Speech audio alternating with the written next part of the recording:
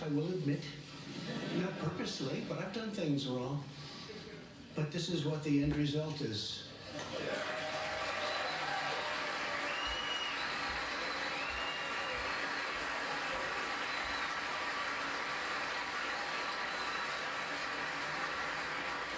You can take that home, honey. Maybe we'll frame it. It's the only good headline I've ever had in the Washington Post. It was all bullshit. Thank you very much, everybody. Thank you. Thank you very much.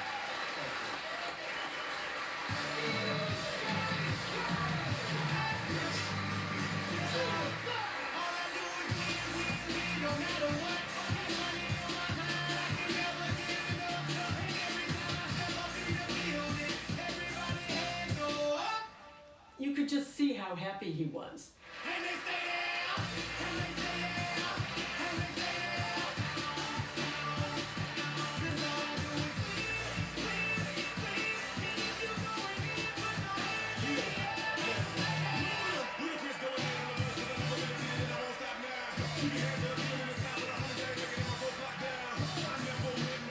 Members of Congress, 3 years ago, we launched the Great American Comeback. Confidence is surging, and our country is highly respected again.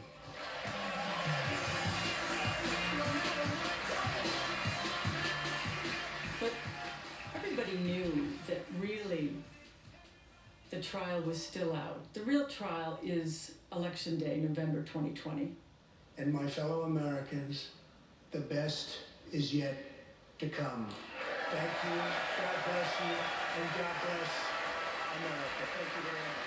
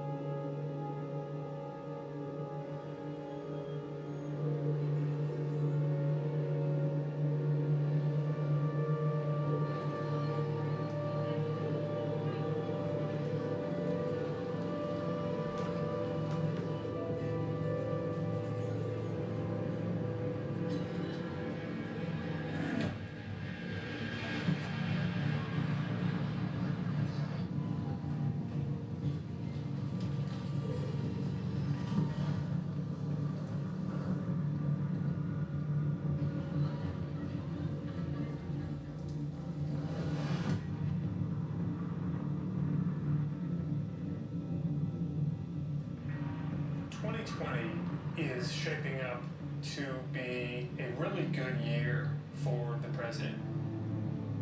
He's acquitted from the impeachment trial, and the economy's strong, but suddenly all of that changes virtually overnight.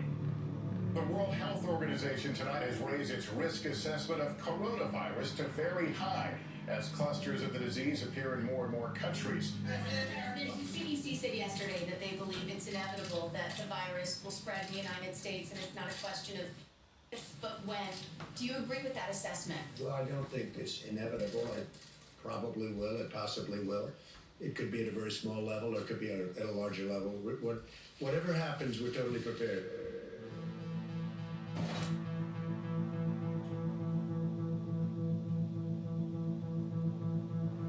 Back now with breaking news on the latest strain of coronavirus. We're getting word just now that Rhode Island has its first presumptive case of the virus. Officials there say the patient is in the hospital. They are reaching out to people who've been in contact with this patient who recently returned from Italy.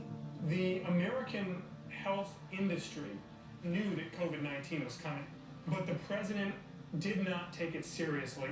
What do you have, a very small number of people in the country right now with it? It's like around 12. Many of them are getting better. Some are fully recovered already. He is downplaying the threat of the coronavirus to a dangerous degree. It's going to disappear. One day it's like a miracle. It will disappear. Since the weekend, cases have popped up across the country, including Florida, New York, and New Hampshire. The second U.S. fatality was a man from a nursing facility near Seattle. Researchers say the virus may have been circulating for weeks undetected in Washington state. We know he was amply warned. He chose not to take action. I mean, it would have been a crisis that would have been difficult for any president to manage. But it was especially difficult for Trump because he lives with this magical thinking that anything that's in opposition to him, he can eventually.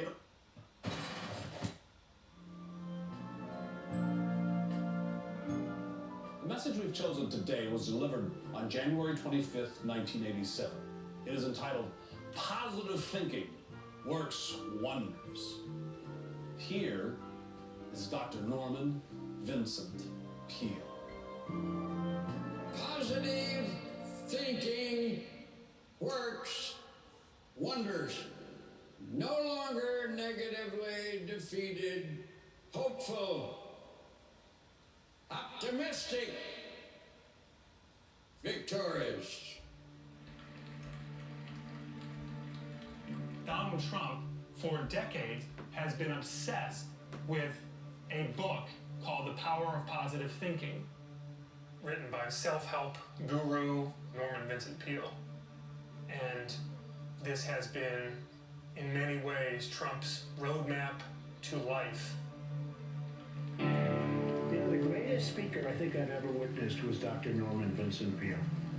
He'd talk about success stories and people that were successful, and you hated to leave church because you wanted him to go on further. There was a real family relationship there.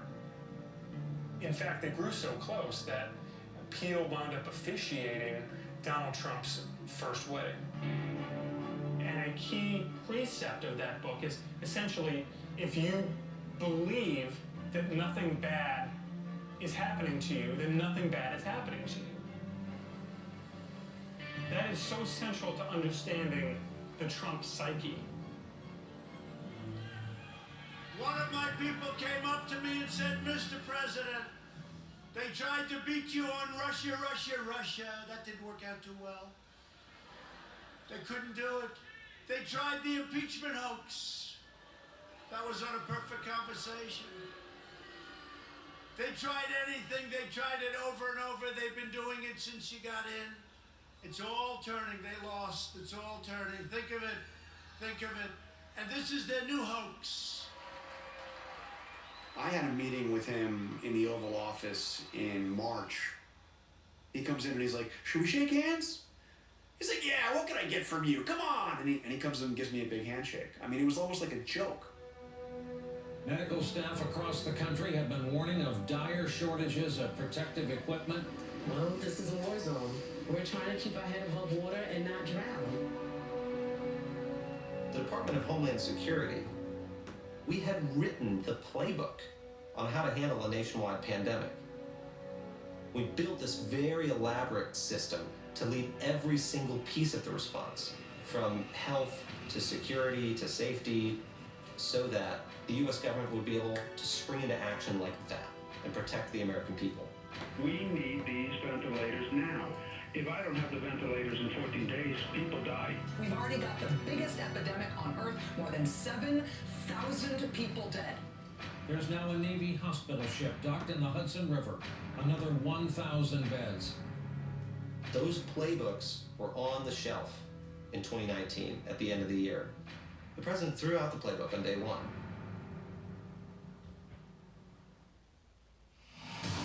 "17 years ago, I gave my baby away.